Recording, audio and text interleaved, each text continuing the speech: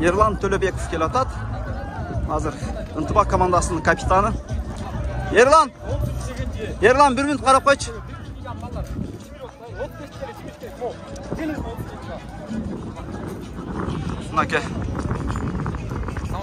Мынаке, Ерлан, ассаламу алейкум. Қандайсыңар? Ойындың жүрішін көрдік, Ерлан. Суроо булит жөнүндө. Буга чейин видеолорду көрүп аттың беле булит жөнүндө? Көрдүмүз.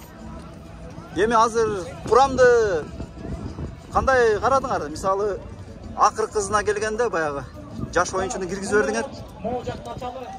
Туура. Биз негизи оюн аябай жакшы жүрдү. Болгон Норс кулагандан кийин өзүбүз кичине ошол жагынан эметип калдык да. Көңүл түшүп калды да Норс кулагандан кийин. Өзүбүз да бир эмеге келе албай калдык да. Анан ошол баракелде. Ерлан, азыр суроо ушундай болуп атат. Кубантайга да бердим ушул сурооду.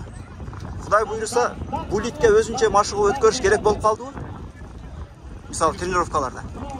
Булитке эми өзүнчө машыгуу болгондо биздин эрежеде таласта биз өзүбүз ушундай эле булит чабабыз да. Биздин балдар такшалып калган да бугачы. Негизи тренировка кылып турган жакшы эле.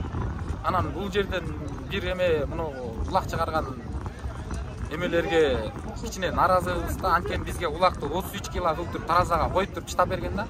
Биз эми өзүбүз улакчыбыз да, улак чаап жүргөн. Биз 33 менен чаап жүргөн балдар 35 менен да чаап жүргөн балдар.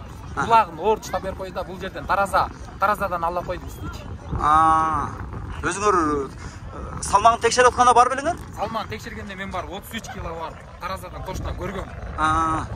33 кг. Бирок бул улак 33 кг эмес. Адам. 33 кг азыр биринчи лиганын балалары менен чимир ойнотпой эмнеден көрүпсүздөр го, эч ким ыргыта албай атат. Алла. Ушундай да болду, да? Ушундай чото жазалып калды бир жагы. Бизге бир таң калыш болуп калды. Болбосо 33 кг деген жеп-жеңил эле улак да. Ооба. Биз таамай 35 менен эле чаап жүргөнбүз. 35ден болот да. Так, Рахмат. Ошол жагына кичине Рахмат деген сөз калган оюн жакшы эле болду. Баракелде. Ерлан, ийгилик анда.